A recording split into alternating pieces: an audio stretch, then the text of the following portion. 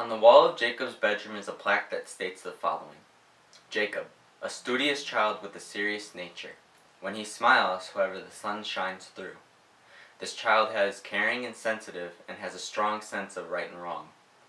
He will make a good leader. I believe this describes Jacob perfectly. He lived by the statements on the wall, which made him the person that he was.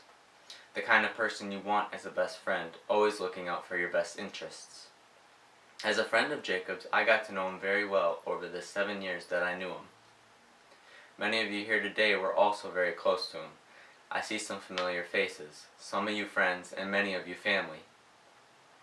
Jacob was an only child, so I think he thought of most of his friends as being a part of his family also. We all gather today to celebrate the memories that we shared with Jacob. We also gather to remember what he taught us and reminisce on what he enjoyed in life.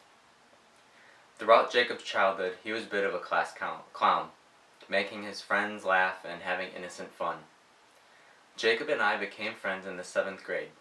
By finishing middle school and high school, our friendship became stronger, and I am happy and lucky to have had Jacob as my best friend. If you weren't lucky enough to personally know Jacob, it's likely that you recognized his name and often heard about him. I consider Jacob to be my best friend because he was always enjoyable to be around. Jacob was always up for anything. He would make the best out of every situation and just have fun. Jacob especially loved being outdoors and spending time with close family and friends.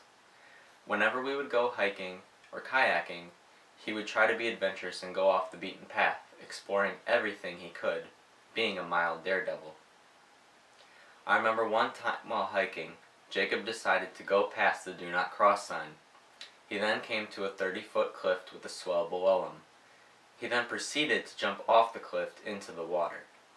This was the mischievous, adventurous Jacob, but there was also the shy, soft-spoken Jacob. It took time for Jacob to be comfortable in new situations. He usually broke the shyness with jokes and laughter. Most of us would have said that Jacob was quite spontaneous, but somehow always relaxed. It was the kind of weird that we all loved and somehow became attracted to. He often didn't care what people around him thought and wasn't worried about being judged. There was no in-between for Jacob. He was either always busy or not busy at all. He was an only child, which made him very creative. Some of his interests included drawing, photography, any water activity, and working on his truck. Jacob was also very athletic and would play a lot of sports, including golf, baseball, football, frisbee, and soccer. His creativity allowed him to be unique and stand out. A lot of his photography revolved around human interactions, which was influenced by the way he treated others. The way Jacob treated others was with an open heart and unbiased opinion. Unfortunately, Jacob was subjected to bullying in middle school, so he knew what it felt like to be judged and picked on, which is why he never tried to judge people for being themselves. When Jacob wasn't outdoors being adventurous, he was most likely helping his friends and family out. Jacob was great to get advice from and had a ginormous heart. If Jacob did one thing, it's that he cared. What I learned from Jacob that I can apply to my own life is not to judge others and just be yourself. You shouldn't change for anyone, but instead find someone who accepts you for who you are.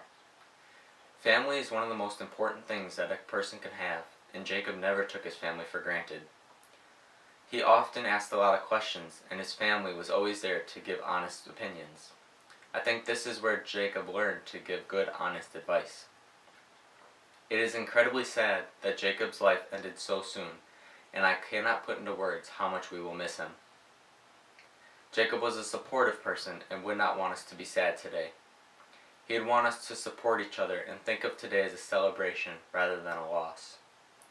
If he were here, he would tell us to smile and remember all the great memories that we shared.